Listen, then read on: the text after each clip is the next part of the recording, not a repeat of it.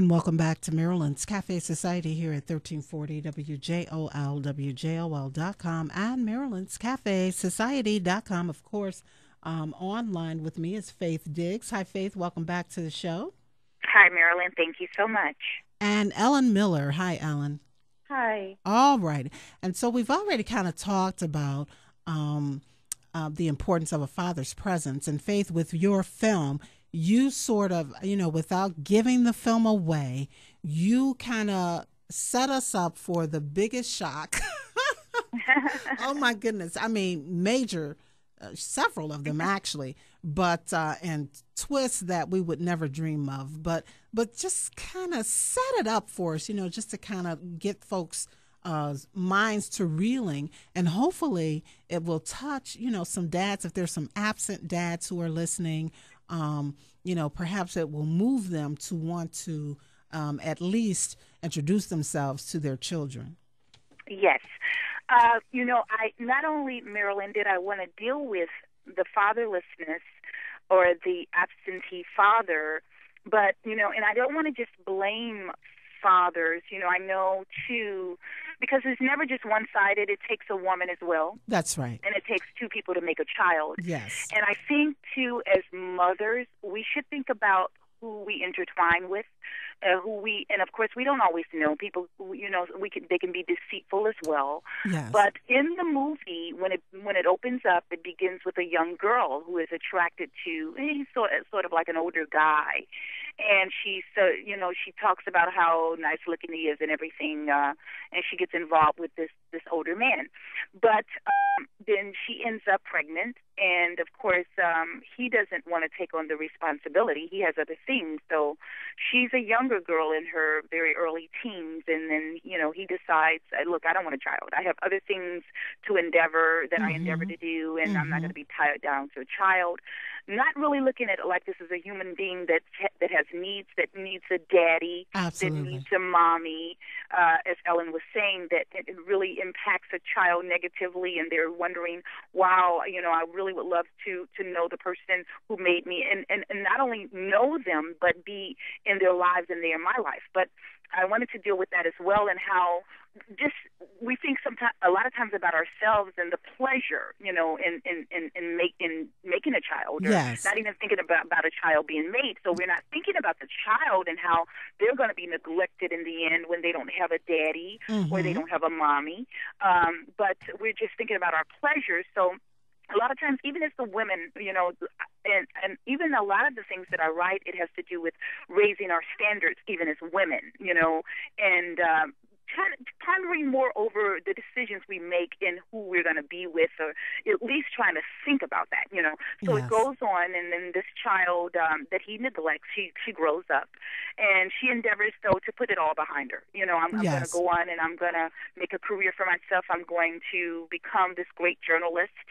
She becomes a great journalist. She decides after her mother dies of this disease that she's going to move on to another state, just a new beginning for her.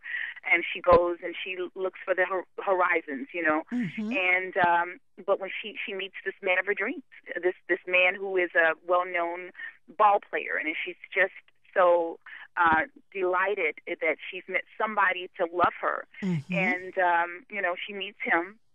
And she gets involved with him, but she makes up in her mind that, look, I'm not going to go the route that my mother did. She hears the story from this aunt who was very close to the mother, because even her mother's mother died of something as well, and at an early age, at her mother's early age.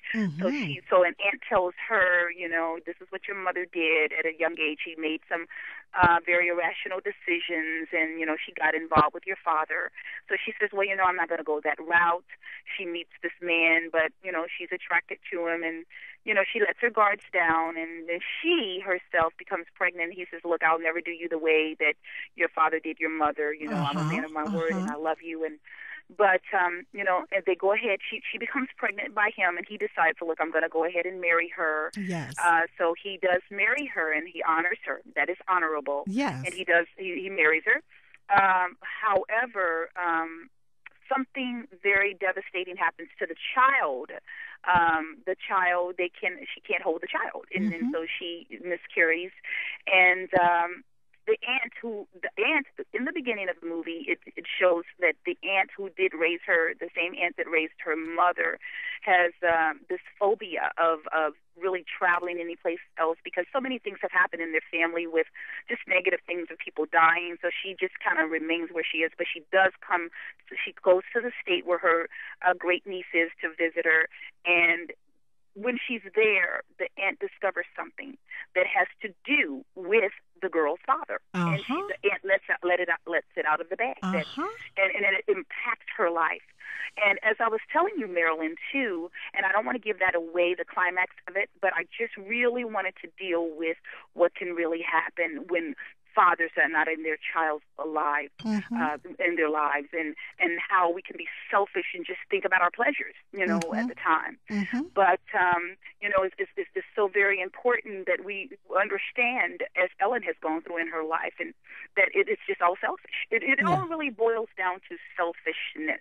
And Mm-hmm. I don't want to be tied down, or I have to support this child, but Mm-hmm. this really impacts. But I was telling you, Marilyn, earlier when we spoke, that this very thing, and it just blew me away.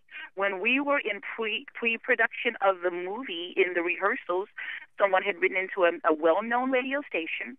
A Mm-hmm. woman had written in and was telling her story of not really knowing her father, Mm-hmm. and how it just impacted her life with this man that she was in love with, and how it devastated, all in having to do with not knowing her father, Yeah. impacted her immediate family. This very thing that I had written about Yeah. happened to this woman in real life. Yeah. So Yeah. I just wanted to show that it is reality. But It when I is. heard that, I was like, I knew I was on the right track Yeah. to really Yeah. deal with this issue. It really happens, and I think it really plays into so much. When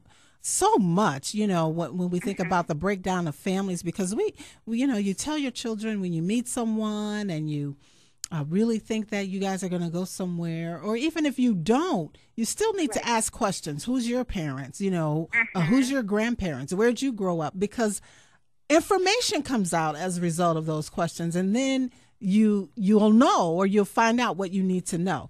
All right, so Yes. so Alan, this, of course, Faith's film and the plot and that story takes us on twists and turns we could never imagine. But when we come back, to reality, and that's a real story too. But when we deal with things like family history, genetics, health concerns, these are things that you had to scramble around to learn about, right?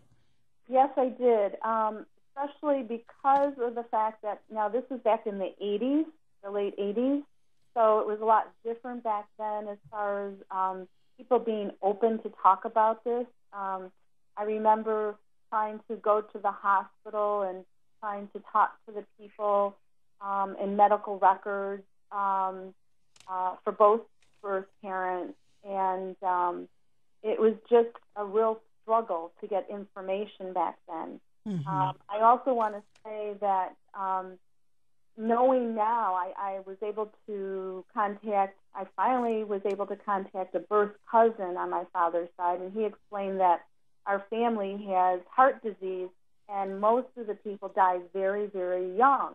Now, that was very interesting because I didn't think in those terms, because my birth father died when he was 71 years old, and but I guess that was, what would you say, not the norm back then, because a lot of them died in their 50s. Okay. Uh-huh. So, like my birth grandfather died at the Senate table. He just keeled over, and he was a young man. But the thing is that I always felt like I was a square peg in a round hole, that I didn't fit in because I didn't know who I really was. Okay.